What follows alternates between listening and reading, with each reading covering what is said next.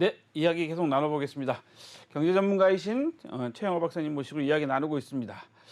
저는 오늘 아침 뉴스를 보면서 오늘 새벽에 사실 제가 오늘 방송을 위해서 좀 공부를 좀 하면서 오늘 새벽에 5시에 일어나서 뉴스를 보다가 유럽의 그 스위스 CS 크레딧 여기가 뭐 30억 스위스 프랑에 뭐 UBS가 인수하기로 했다. 근데 네. 뭐 이 기사들을 좀 보면 UBS 회장이 그 기자회견 합병 인수 계약했다고 기자회견하는 표정이 별로 안 좋다. 네? 이거 사기 싫은데 억지로 사라고 그래서 산 거다. 이거 왜 그런 겁니까? 원래 얼마에 살래요? 이제 딱 나왔을 때 10억 달러면 사겠습니다. 그러니까 지금 3배 올라간 그래서 거잖아요. 32억 불까지 네. 이제 올라갔는데 무슨 이거 뭐 껍데기만 있는 회사 사면 뭐예요? 뭐 못 사겠어요. 그러고 딱 튕겼단 말이죠. 그쯤엔 스위스 국립은행에서 그러지 말고 좀 도와줘. 141조를 넣어줬어요. 그다음에 이 손실 보상에 또 98억을 좀 넣어주고 그러니까 그래 그럼 마지못해서 하고 어떻게 연말까지 하면 되죠. 그래서 연말까지 이제 하는데 여기도 은행에 많은 부분들이 있을 거 아니에요. 그래서 자산관리 부분은 남겨놓고 투자운용 부분은 처분하고 그다음에 지금 사실 제일 지금 노리는 게 뭐냐면 부자들이 하는 소금융 이분 웰스 쪽으로 가는 부분은 지금 갖고 오냐 마냐 이제 하는데 그런 스위스 당국에 지금 판단을 얻어야 돼요. 왜냐하면 니네 둘이 합하면은 50조가 넘는데 이러면은 이 소위 말하는 독과점 건질이다. 그런 거 조심해라. 근데 어쨌든 간에 이제 크레딧 스위스 주주가 24.8주를 갖고 있으면 그것이 UBS의 한 주로 지금 바뀌는 교환 비율은 정해졌고요. 5조 자산이 이제 가는 부분들. 근데 다들 이런 얘기를 해요. 두 가지를 하는데 절대로 이거는 합쳐지지 않는다. 167년의 역사를 가진 지금 크레딧 스위스를 이렇게 갈 수는 없다. 그러면 잠깐 UBS에 파킹 시켜 놓는 거 아니야? 뭐 이런 얘기가 이제 1번 나왔고요. 그다음에 두 번째 얘기는 뭐냐면은 자 그러면 이제 뭐 여기가 다 하는데 사실 크레딧 스위스의 최대 주주가 누군지 아시죠? 사우디아라비아의 국부펀드거든요. 그렇죠. 예. 거기서 원래 지원을 거부했잖아요. 네. 근데 그거 갖고 지금 이제 왈가왈부인 거예요. 이거는 미국에 대한 지금 한번 반격이다. 자기네들이 최대 국부펀드가 그거를 뭐 돈이 없는데도 아니고 살려줬어야 되는데 한번 흔든 것은 미국과 사우디아라비아의 관계의 어떤 한 면을 보는 거 아니었느냐. 뭐 그런 얘기까지 지금 쭉 나오고 있는데 어쨌든 간에 이 부분도 굉장히 빠른 속도로 지금 협상이 완료가 되고요. 20일 오후 5시에 완료가 됐고요. 이게 안 됐으면 진짜로 월요일 날 블랙 먼데이가 왔을 수 있는 상황들이 굉장히 많습니다. 그래서 그걸 대비하느라고 미국이 5개 나라하고 통화 수합 다 맺어서 주간 단위를 일 단위로 바꿔놓으면서 지금 하고 있는 부분, 주주총회 없이 그냥 뭐 바로 이것이 통과된 부분 여러 가지들이 굉장히 다급한 면이 있습니다만은 일단 빠른 손절을 통해서 안정화시키려는 그런 노력들은 굉장히 눈에 띄었고요. 뭐 아시다시피 세계 10위권 안에 있는 글로벌 투자은행이 이렇게 흔들리면 안 흔들릴 은행이 어디 있겠습니까? 그래서 굉장히 많은 특혜를 보면서 갔는데 이제 인수합병 과정은 연말까지는 돼야 윤곽이 나오고요. 그 사이에 한 12번은 뭔가 우리에게 이래도 돼? 그래야지 하는 뉴스들이 12번 이상은 나올 것이라고 보여집니다. 아니 저 지금 말씀 좀 하시니까 좀 궁금한 게 오늘 뉴스를 좀 보다 보니까 우리나라 국민연금도 후순위채를 뭐 1,800억인가 얼마 갖고 있다고 해서 이거 못 받을 수도 있다. 손실 처리할 수도 있다라는 이야기도 하나 있는 게 좀 궁금하고요. 또 하나는 이건 뭐 찌라시처럼 돌아다니는 얘기인데 소위 말하는 찌라시처럼 돌아다니는 건데 뭐 이렇게 급하게 서두른 게 여기에 그 예금주의 명단이 노출되면 안 된다. 그래서 유태인들이 뭐 열심히 나서 빨리빨리 이걸 인수하도록 JP모건이랑 다 서둘러서 했다. 또 하나 있고 지금 말씀하신 것처럼 사우디가 이게 지원 안 해준 게 빈살만 그 왕세자의 그의 그 뭔가 이 좀 미국하고 좀 미국한테 삐꼈죠. 네, 한번 예. 삐져가지고 이렇게 그런 거 아니냐 뭐 이런 건데 이런 거 다 근거 있습니까? 저는 뭐 합리적 의심이라고 여겨지고요. 그런 것들이 아니 여기 최대 주주가 이거를 지금 뭐 파산을 내서 다른 회사에 인수합병되게 한다? 이거가 지금 사우디 국부가 돈이 없어서 그러면 모를까. 그러니까 지금 네옴시티 한다고 돈 뭐 엄청 이런 쓰면서 부분들이 하고 사실 또 사우디 지금 뭐 화폐 전쟁이라는 관점에서 보면은 사실 이제 오일 머니가 미국의 달러 패권화에 대해서 지금 사실 슬슬 한 번씩 건드려 본 거거든요. 그래서 그런 부분 여러 가지가 있고 사실 이제 스위스는 뭐 나라는 적지만 전체 뭐 기축 통화의 역할을 지금 하고 있는 부분까지 생각하면은 한 번은 흔들어 봤다. 자, 이렇게 흔들면 기축 통화 체제를 흔들면 제일 좋아할 때는 중국이죠. 중국입니다. 네. 그러니까 중국의 입김도 뒤에 있는 거 아니냐. 그래서 지금 뭐 네옴시티에 그러니까 얘기가 꼬리에 꼬리를 무는 얘기가 되는 거죠. 네옴시티에 지금 중국이 뭐 투자를 하려 그러는데 그러려면 이번에 어떻게 해야 되고 예, 아주 이제 삼국지가 한 권 써지는데 일단은 막았다는데 우리가 방점을 두고 여기서부터 어떻게 가야 되는지를 잘 봐야 되고요. 사실 요번 주에 전 세계에서 12개국이 금리를 결정합니다. 그래서 거기에는 뭐 영국도 있고 스위스도 있고 그다음에 필리핀도 있고 뭐 하거든요. 그럼 거기가 어떻게 지금 반응을 하냐도 굉장히 반향이 커요. 근데 이 부분을 딱 야 이제 다 모여 움직이지 마. 손들어. 이 모양새도 지금 갖춰준 거기 때문에 사실 보이지 않는 거대한 손이 국제금융을 일단은 영향력을 주고 있는 모습도 우리가 간과해서는 안 된다고 보여집니다. 보이지 않는 손이 국제 금융을 지금 현재 그 정리하고 있다. 뭐 이런 말씀이 있습니다. 자, 금융 얘기는 여기까지 좀 하고요. 진짜 저는 궁금한 게 지금 프랑스가 난립니다. 네? 뭐 프랑스 뉴스 보시면 외신 뉴스 보시면 아시겠지만 뭐 데모들 뭐 밤에 하시고 막 불도 나고 막 난리인데 이 연금 개혁 때문에 난리잖아요. 근데 제가 지금 사실 왜 프랑스 얘기를 하려고 하면 우리 좀 이따가 이제 우리나라 연금 얘기 좀 하겠지만 프랑스가 근로자 정년을 62세에서 64세로 국회 그러니까 의회 표결 없이 강행을 해버렸어요. 뭐 헌법 49.3조인가를 발동해서 했다고 하는데 정부 불신의 마음을 뭐 24시간 내에 제기한다고 뭐 하고 있는데 이 프랑스 연금 개혁 어떻게 보세요? 자, 이거는 우리가 조금 하나씩 그 역사적인 건 배경들을 좀 우리가 생각하면서 하면 2018년도에 유류세를 딱 하면서 노란 조끼 운동이 그쵸, 있었죠. 노란 조끼 운동. 그때 마크롱이 진짜로 야 이래도 될까 싶을 정도로 굉장히 밀어붙인 적이 있거든요. 그럼에도 불구하고 요번에도 또 밀어붙였단 말입니다. 자, 자기가 얘기하는 논거는 이거예요. 제가요 요번 재선 되면서 제 대선 공약이었어요. 이거 꼭 해야 됩니다. 근데 이게 말이 되냐고요. 근데 지금 여기 여당이긴 하지만 지금 과반이 안 되거든요. 그러면 국회를 통과해야 되는데 자기가 노란 조끼 운동 때 이제 경험을 한 거예요. 당해봤으니까. 자, 밀어붙여. 그리고 당 이름이 뭐냐면 앙마르슈예요. 전진하라, 전진당이거든요. 그래서 이제 뭐 가서 지금 하고 있는데 지금 어떻게 받아들였냐면 뭐 이런 것들이 이런 전체 정책이 앞으로 빈곤과 불균형을 일으킬 수 있는 부분들이 굉장히 지금 다분히 있다.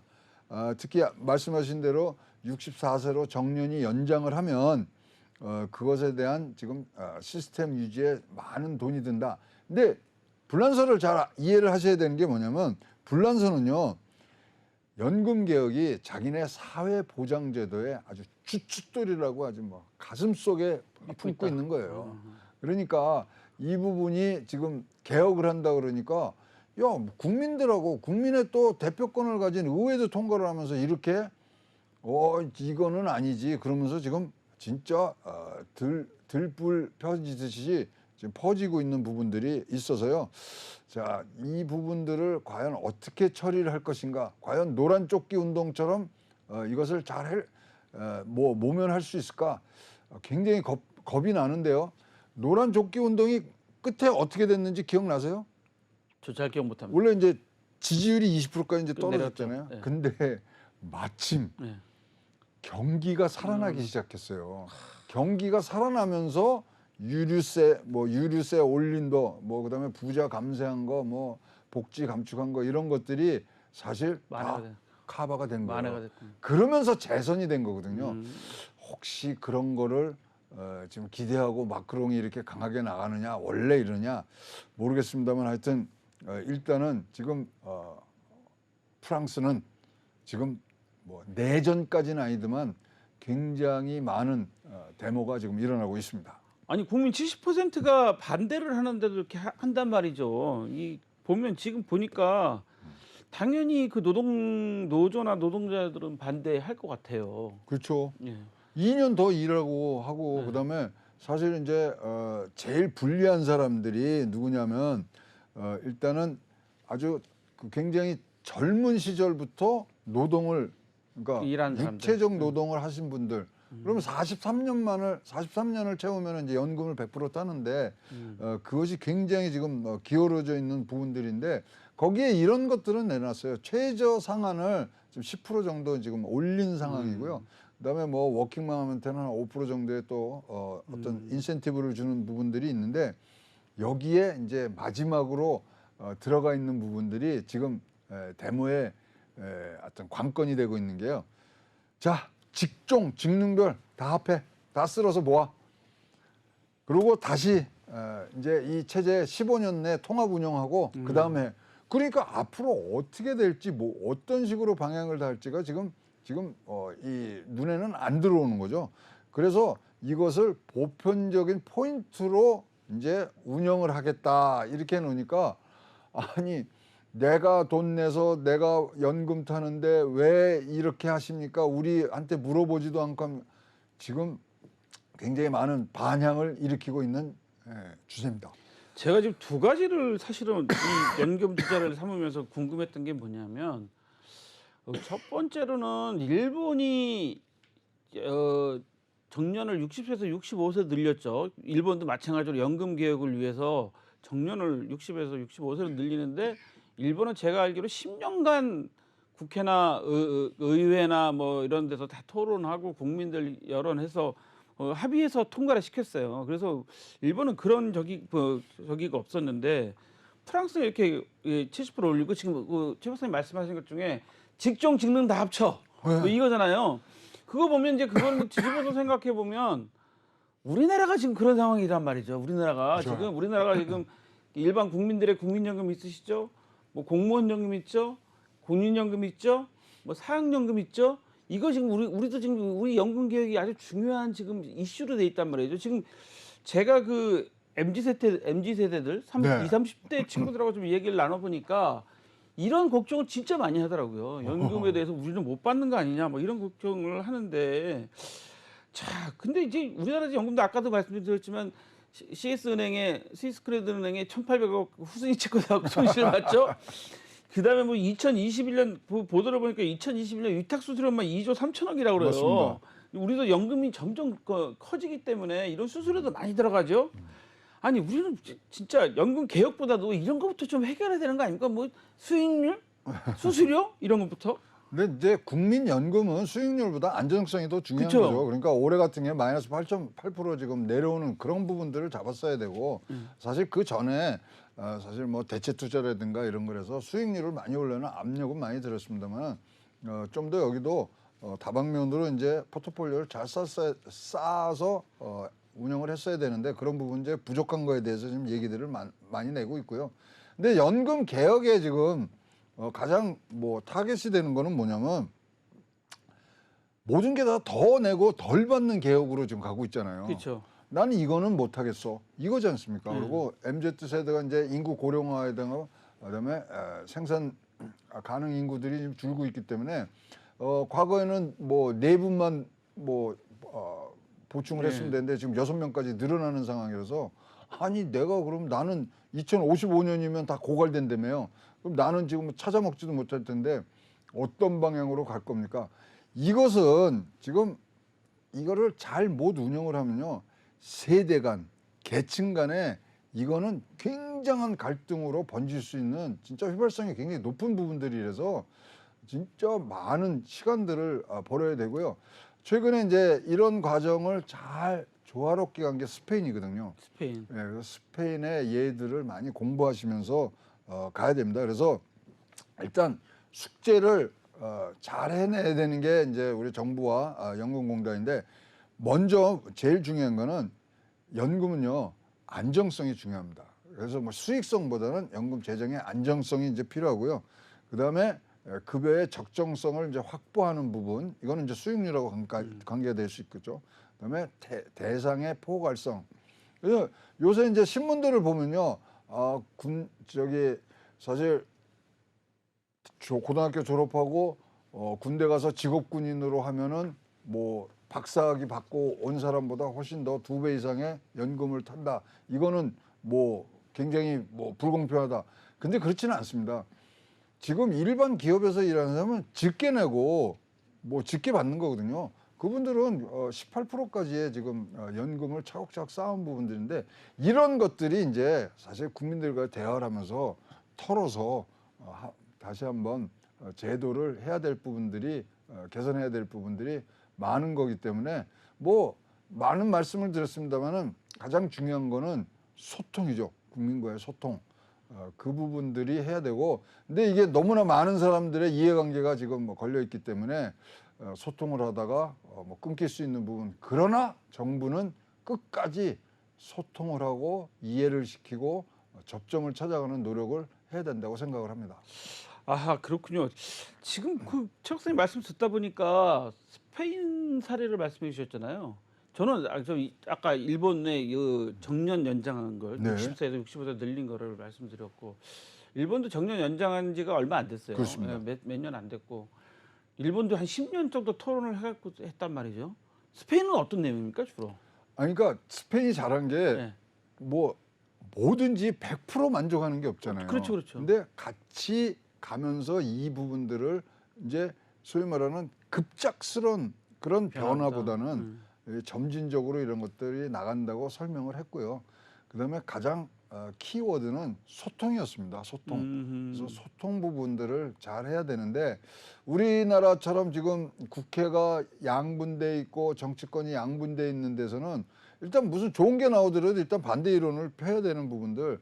그래서 굉장히 우리가 넘기 어려운 지금 산들이 앞에 있습니다만은 해야 될 일이기 때문에 이 부분들은 이제 진짜로 여의도에서 굉장히 지혜를 끄집어내야 될 그런 시기에 딱 들어와 있다고 보여집니다.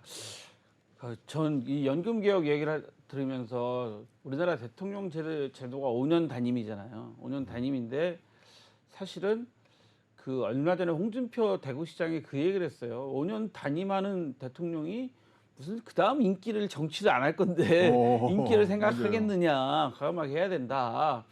그런 말씀도 하셨단 말씀이죠.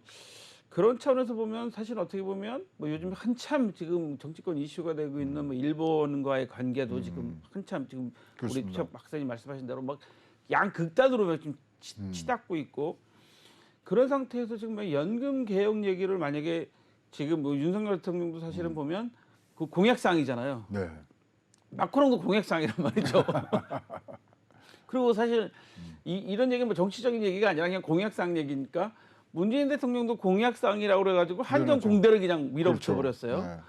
그 대통령들이 공약사항이라고 그래갖고 막 자기들이 막 그거를 밀어붙이는데 사실은 이 30년, 50년 뭐 이렇게 생각해보고 일본처럼 한 10년씩 막 토론하고, 그다음에 말씀하신 것처럼 스페인처럼 장기간으로 이렇게 국민들을 설득하고 이런 과정이 좀 필요할 텐데 사실 어떻게 보면 박근혜 대통령이 연금 개혁을 조금 하려다 말았어요. 그렇죠. 공무원 연금 개혁은 그때 좀 나갔죠. 좀 앞으로 나가서 인기가 없어서 탄핵됐나요? 근데 이런 것도 좀 생각해 보게 되는데, 자, 우리가 그러면 연금을 지금 생각하면서 어떤 제가 보도나 그 연금 토론할 때 가보면 어떤 교수님들은 이런 말씀하셔요. 독일식으로 나중에 재정으로 보전해주면 되지 않느냐 이런 말씀도 하시는데, 우리 최 박사님 생각하시기에는 연금이 만약에 탈 때 우리 세대 말고 이제 우리 젊은 MZ 세대, 우리 자식 세대들이 받을 때 불안하지 않도록 그런 세금으로 좀 재정으로 보전해주는 정책은 좀 어때요?